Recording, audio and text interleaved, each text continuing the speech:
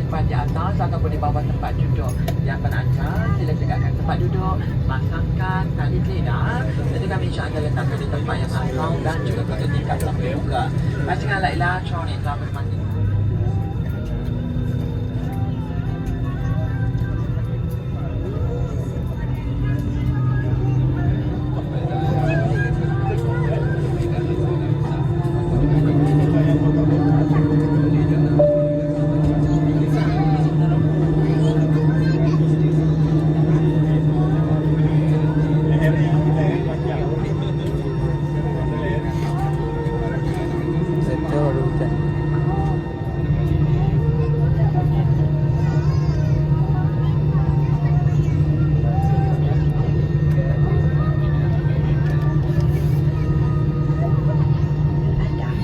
Jika isyarat tali keledar dinyalakan, anda mesti kembali ke tempat duduk dan pasangkan tali keledar dengan sempurna.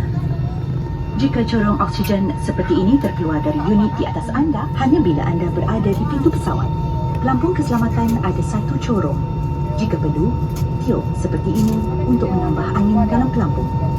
Lampu ini akan menyala semasa berada di dalam air dan whistle ini ditiup untuk menarik perhatian. Gelongsor keselamatan ada terdapat di semua pintu kecemasan.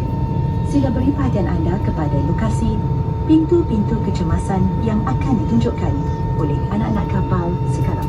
Adalah diingatkan terdapat di semua pintu kecemasan kecuali pintu B.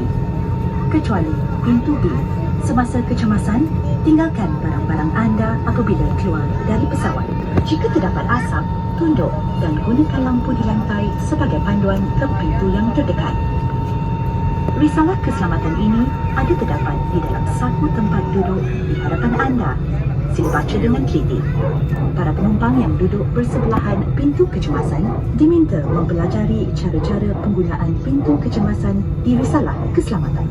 Anda dilarang merokok.